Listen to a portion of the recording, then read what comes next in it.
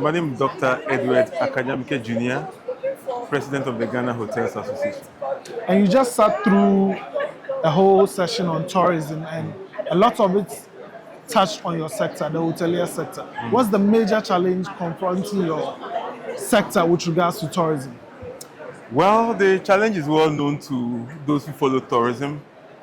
Our issue has been more of the cost of operations. Our cost of operation is very, very high, and that results in the high rates that we charge, which has become a topical issue because everybody complains about the fact that our hotel rates are high in Ghana. But the cost is actually from the cost of operation. And that has been the issue we've been trying to draw the government's attention to over the years. And I'm glad today it took some time, yes, during the discussion. So that's it. And during the discussion, as you said, we had some figures being mentioned. Was it right that the average cost of a hotel room, there's about 22% component for tax? Very right. Except that you need to break it down because I'm sure the focus was on the value-added tax, which is about 15.5%. Tourism levy. The tourism levy. Then you have the NHIL, which is 2.5. You have the Get Fund, another 2.5, and then we have the COVID levy and a few others. But that is just the tax aspects.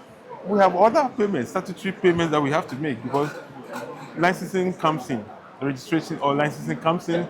We need license from the Environmental Protection Agency, license from the Food and Drugs Authority, license from the Ghana National Fire Service, license from the district assemblies. Wow. Yes, and then also there's something called the suitability report. I mean, a whole host of them. When you put all of them together, the 20.5 is on the lower side. There's more. And that has been the issue that we're trying to draw government's attention to. And I'm happy today the point was made about trying to consolidate all these things. You see, when you put all together and then you are able to assess the impact on our costs, then you'll be making a headway when you settle on a particular figure, taking into consideration its impact on the industry. For now, it's been more like bits and pieces of cutting part of our meat from all angles, and at the end of the day, when you put all together, then it becomes a very big chunk that we are having to dole out, and it's not helpful at all. Okay, so I get a sense of what you'd like the government to do for you, but I would like you to state it yourself. What's that one thing you like the government to do to bring some bit of relief to the hospitality sector? Consolidate the taxes and fix it at a level that is conducive for business, period. What percentage are you looking at? That's difficult to tell now, but anything between 10 and 12% we believe should help. You see, we have to look at it from the other angle that the more our cost of operation becomes lower, that will also reduce the hotel rates. That has an impact on the traffic that comes into the country.